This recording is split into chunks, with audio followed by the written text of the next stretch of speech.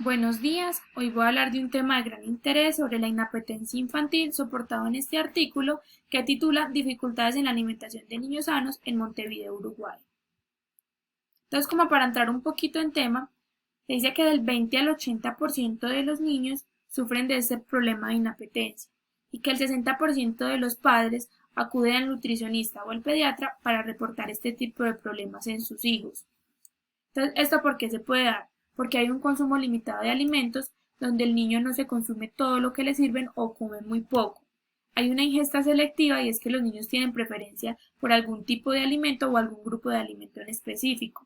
Hay miedo, es porque los niños algún momento tuvieron un antecedente gastrointestinal que les generó vómito o diarrea y les cogen temor a este alimento que les ocasiona este problema. Entonces la dificultad o la inapetencia en la alimentación puede aparecer en cualquier edad, pero especialmente se da en el paso del pecho a la taza, que va después de los 6 meses de la lactancia materna exclusiva, en el inicio de la comida semisólida, en la alimentación con su mano, que es cuando ellos ya muestran interés por consumir ellos solitos, y de 1 a 5 años de edad. Entonces, ¿qué puede generar la inapetencia o qué puede ocasionar? Se puede ver afectado el estado nutricional y el crecimiento de los niños. Entonces, ¿cuál es la conducta alimentaria que rige pues como la inapetencia o que depende de esta inapetencia? Es el alimento ofrecido, porque los niños no les gusta la textura, el olor, el color, el niño que lo recibe, porque todos los niños todos no son iguales, no tienen el mismo apetito, el adulto responsable es porque hay unos padres que se interesan por insistirle al niño, por hacerle una preparación que a ellos les guste, como hay otros que realmente no. El ambiente es donde se le ofrece el tipo de alimentación al niño, sea en la casa, en la guardería o donde cuiden al niño. Entonces, ¿qué es lo importante a tener en cuenta en la inapetencia y a la hora de consumir los alimentos o de prepararlos? La cantidad, la frecuencia y el tipo de alimento que se le brinda a los niños. Ese es como el artículo que fue publicado en la revista chilena de nutrición y fue publicado en el 2016.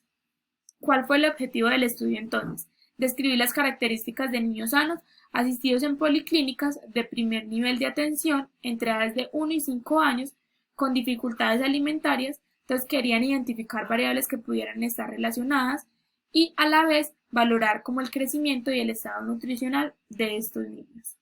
Entonces, dentro de los materiales y métodos tenemos que el estudio se hizo entre enero del 2014 y abril del 2015 a 205 niños entre 1 y 5 años y 11 meses de edad, que fueran pacientes de las policlínicas. Entonces, lo primero que se hizo fue como una encuesta donde se llamó a los padres y se les preguntó por las características de la alimentación de los niños, cómo era la alimentación, dónde se la daba, quién se la brindaba, cómo se la preparaban.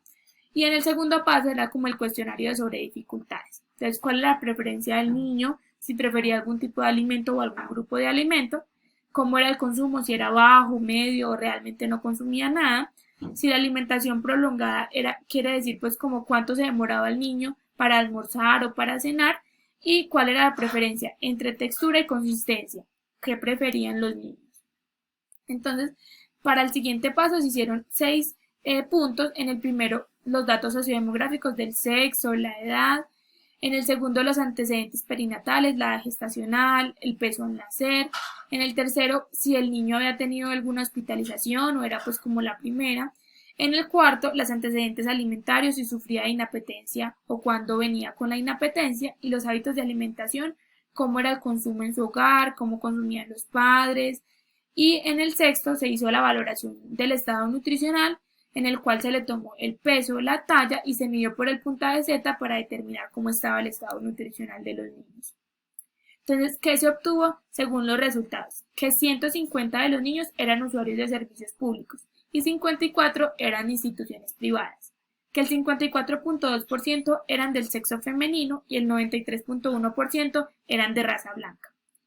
De esto también se obtuvo, según el estado nutricional, que 3 niños tenían desnutrición aguda, 32 sobrepeso, 3 obesidad y 28 talla baja. Se obtuvo entonces que 87 niños no comían de forma adecuada, 50 niños no comían determinados alimentos, 34 niños se demoraban demasiado para comer, 32 niños comían pequeñas cantidades y 15 niños no comían determinadas consistencias o texturas. Esta es como la tabla donde reportaban las dificultades en la alimentación, pues como por qué se daban las dificultades en los hábitos de alimentación. Entonces, hubo diferencia significativa en los niños que no se alimentaban por su madre, que la alimentación no se la preparaba ni se la brindaba a su madre, los que tenían presencia de distractores que les prestaban un juguete a la hora de brindarles su alimentación o que veían televisión durante la comida, que recibían premios por comer, entonces, ay, si usted se come este almuerzo, yo le doy este juguete, o que recibían castigos por no comer, lo contrario a lo otro.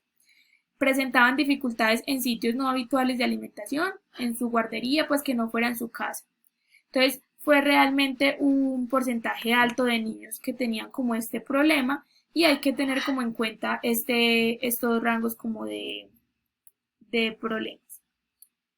Entonces, dentro de la discusión, como para buscar estudios que relevaran y que soportaran este artículo, encontré este que trataba sobre los trastornos de evitación y la restricción de la ingesta alimentaria, donde evaluaban trastornos emocionales y problemas nutricionales por medio de un nutricionista y un psicólogo para evaluar por medio de un cuestionario cómo era su alimentación, cómo eran los hábitos de alimentación y a qué podía llevar como esta inapetencia infantil.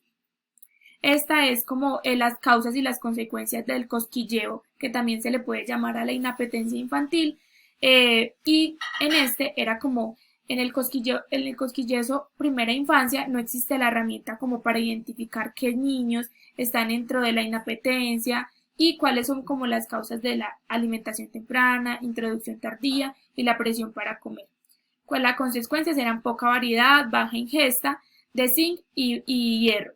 Y el manejo debe estar acompañado de profesionales y los padres. Entonces, en este artículo lo que querían decir era que cuáles eran las causas y las consecuencias, pero que no había una determinación para mirar cómo era la inapetencia y que el manejo siempre debe estar acompañado tanto de los padres como de un profesional.